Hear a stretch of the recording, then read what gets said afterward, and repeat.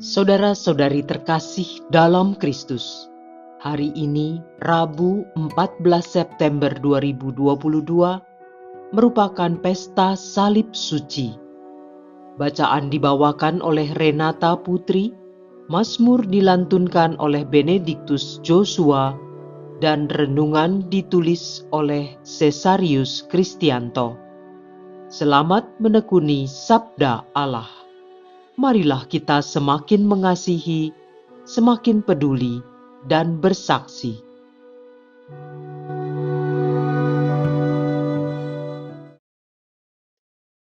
Dalam nama Bapa dan Putra dan Roh Kudus. Amin. Tuhan, Engkau memberikan kepada kami firman-Mu. Firman-Mu telah menjadi manusia dan kini menjadi bentuk kehadiran-Mu di tengah kami. Utuslah Roh Kudus yang Kau janjikan sebagai penghibur, yang mengajarkan kami makna firman-Mu itu. Kiranya inspirasinya membantu kami memahami firman yang telah ditulis dengan inspirasi ilahi. Jadikan pula kami melalui hembusan Roh-Nya, tanah-tanah yang subur bagi pertumbuhan firman-Mu, hingga menghasilkan buah berkelimpahan. Demi Kristus Tuhan dan pengantara kami. Amin. Bacaan dari Kitab Bilangan, bab 21, ayat 4 sampai dengan 9. Ketika umat Israel berangkat dari Gunung Hor, mereka berjalan ke arah Laut Teberau untuk mengelilingi tanah Edom. Bangsa itu tidak dapat menahan hati di tengah jalan. Lalu mereka berkata-kata melawan Allah dan Musa. "Mengapa kamu memimpin kami keluar dari Mesir, supaya kami mati di padang gurun ini? Sebab di sini tidak ada roti dan tidak ada air. Kami telah muak akan makanan yang hambar ini." Lalu Tuhan menyuruh ular-ular tedung ke antara bangsa itu yang memagut mereka, sehingga banyak dari orang Israel itu mati. Kemudian datanglah bangsa itu mendapatkan Musa dan berkata, "Kami telah berdosa, sebab kami berkata-kata melawan Tuhan dan Engkau. Berdoalah kepada Tuhan supaya dijauhkannya ular-ular ini dari kami." Lalu Musa berdoa untuk bangsa itu. Maka berfirmanlah Tuhan kepada Musa, "Buatlah ular tedung dan taruhlah pada sebuah tiang. Maka setiap orang yang terpagut ular, jika ia memandangnya, akan tetap hidup." Lalu Musa membuat ular tembaga dan menaruhnya pada sebuah tiang. Maka jika seseorang dipagut ular dan memandang ular tembaga itu, tetaplah ia hidup. Demikianlah sabda Tuhan.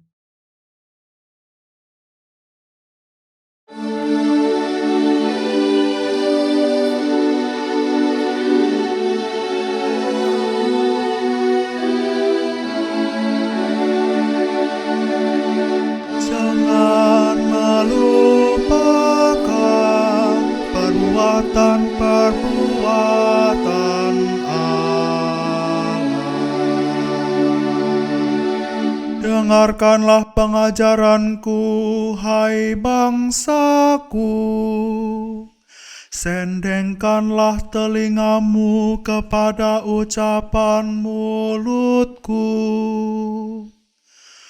Aku mau membuka mulut untuk mengatakan amsal. Aku mau menuturkan hikmat dari zaman purbakala. Jangan melupakan perbuatan-perbuatan Allah. ketika Allah membunuh mereka, maka mereka mencari Dia. Mereka berbalik dan mendambakan Allah. Mereka teringat bahwa Allah adalah gunung batu mereka, bahwa Allah yang Maha Tinggi adalah penebus mereka. Jangan melupakan perbuatan Allah, tetapi mulut mereka tidak dapat dipercaya, dan dengan lidah mereka membohongi Allah. Hati mereka tidak berpaut padanya, dan mereka tidak setia pada perjanjiannya. Jangan melupakan perbuatan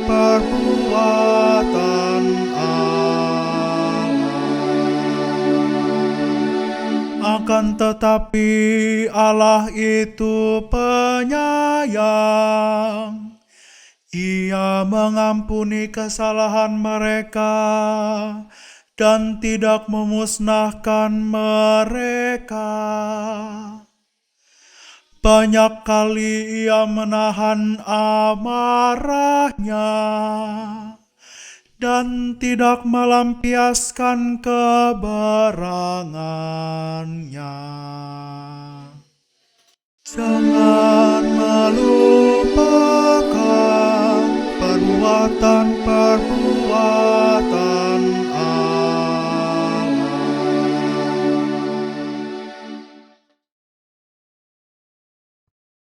Bacaan dari surat Rasul Paulus kepada jemaat di Filipi, bab 2 ayat 6 sampai dengan 11. Saudara-saudara, Yesus Kristus, walaupun dalam rupa Allah, tidak menganggap kesetaraan dengan Allah itu sebagai milik yang harus dipertahankan. Sebaliknya, Ia telah mengosongkan diri, mengambil rupa seorang hamba dan menjadi sama dengan manusia. Dan dalam keadaan sebagai manusia, Ia telah merendahkan dirinya dan taat sampai wafat, bahkan sampai wafat di kayu salib. Itulah sebabnya Allah sangat meninggikan Dia dan menganugerahinya nama di atas segala nama, supaya dalam nama Yesus bertekuk lututlah segala yang ada di langit dan yang ada di atas serta di bawah bumi, dan bagi kemuliaan Allah Bapa, segala lidah mengakui Yesus Kristus adalah Tuhan. Demikianlah sabda Tuhan.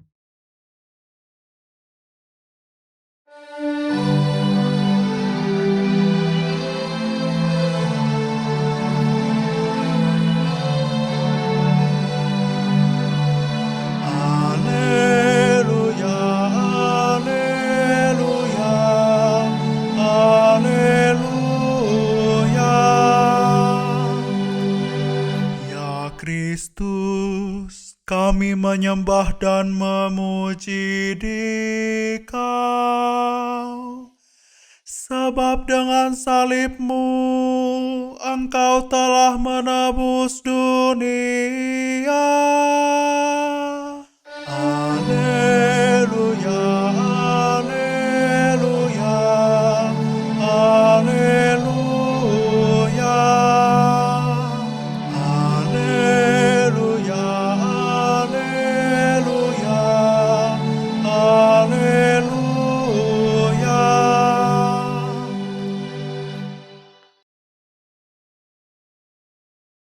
Inilah Injil suci menurut Yohanes, bab 3 ayat 13 sampai dengan 17. Dalam percakapannya dengan Nikodemus, Yesus berkata, "Tidak ada seorang pun yang telah naik ke surga selain Dia yang telah turun dari surga, yaitu Anak Manusia. Dan sama seperti Musa meninggikan ular di padang gurun, demikian juga Anak Manusia harus ditinggikan, supaya setiap orang yang percaya kepadanya beroleh hidup yang kekal.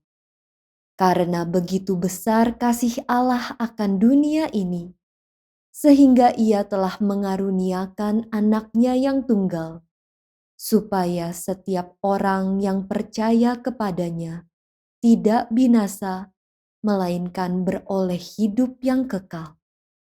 Sebab Allah mengutus Anaknya ke dalam dunia, bukan untuk menghakimi dunia, melainkan untuk menyelamatkannya." Demikianlah sabda Tuhan.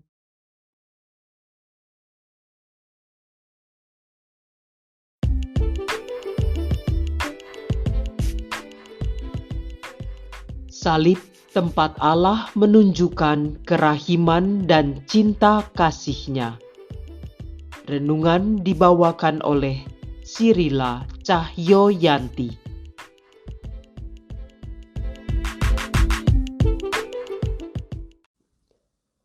Bapak, Ibu, saudara-saudari kaum muda yang terkasih.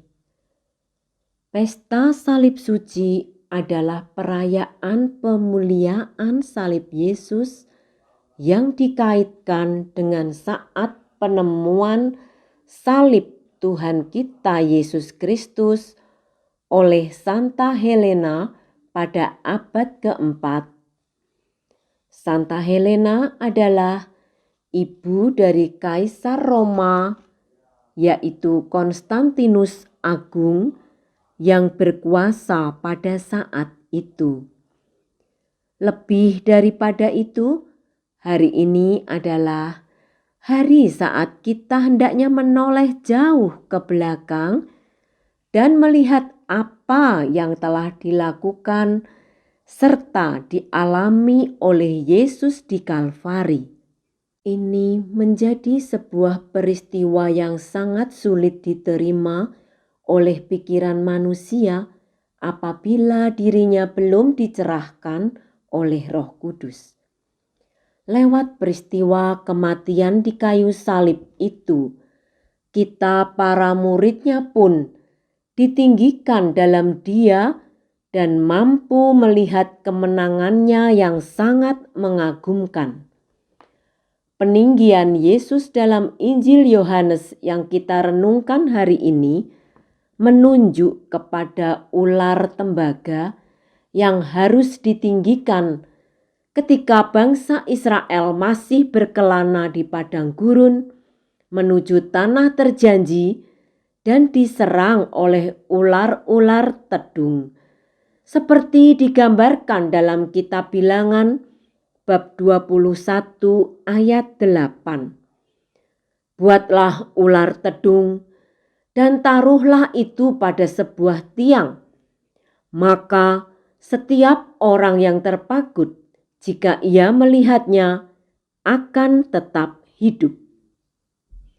Dan sama seperti Musa meninggikan ular di padang gurun, demikian juga Anak Manusia harus ditinggikan, supaya setiap orang yang percaya kepadanya beroleh hidup yang kekal. Yohanes 3 ayat 14. Dengan firman ini, sangat jelaslah bahwa peninggian Anak Manusia mengacu pada penyaliban Yesus. Karena begitu besar kasih Allah akan dunia ini, sehingga Ia telah mengaruniakan Anaknya yang tunggal, supaya setiap orang yang percaya kepadanya tidak binasa, melainkan beroleh hidup yang kekal. Sebagai umat Katolik, kita harus membuat tanda salib saat memulai dan menutup doa kita. Doa adalah komunikasi intim kita dengan Allah Sang Pemilik kehidupan. Artinya, tanda salib merupakan suatu tanda yang amat penting dan bermakna dalam kehidupan iman kita. Salib adalah tempat Allah menunjukkan kerahiman dan cinta kasih-Nya yang sempurna, total, tanpa batas kepada umat manusia melalui wafat Yesus Kristus Sang Putera. Sejauh mana kita memahami, menghayati, dan menghidupi salib sebagai tanda yang sungguh menyelamatkan? Sejauh mana salib juga merupakan tanda yang amat penting dan penuh makna bagi diri kita, sehingga kita berani dan mampu mewartakan salib sebagai tanda belas kasih dan cinta kasih sempurna dari Allah dalam kehidupan kita, baik bagi sesama maupun lingkungan hidup kita. Hari ini, pada pesta salib suci ini, marilah kita bersukacita atas karya keselamatan Yesus Kristus di kayu salib dan dengan penuh keyakinan masuk ke dalamnya. Salib Kristus tetap dan terus memiliki kuat kuasa bagi kita hari ini sampai selama-lamanya, karena Allah menyatakan bahwa salib itu membawa hidup dan pertolongan bagi kita. Sadarlah bahwa Yesus yang tersalib membawa keselamatan Allah bagi kita semua yang percaya kepadanya. Marilah berdoa. Ya Allah, Engkau menghendaki Putra Tunggal-Mu menanggung salib demi keselamatan umat manusia. Perkenankanlah kami yang menghormati misteri salib Putra-Mu di dunia, kelak menerima anugerah penebusan di surga. Dengan pengantaraan Yesus Kristus Putra-Mu, Tuhan kami, yang bersama dengan Dikau dalam persatuan dengan Roh Kudus, hidup dan berkuasa Allah sepanjang segala masa. Dalam nama Bapa dan Putera dan Roh Kudus. Amin.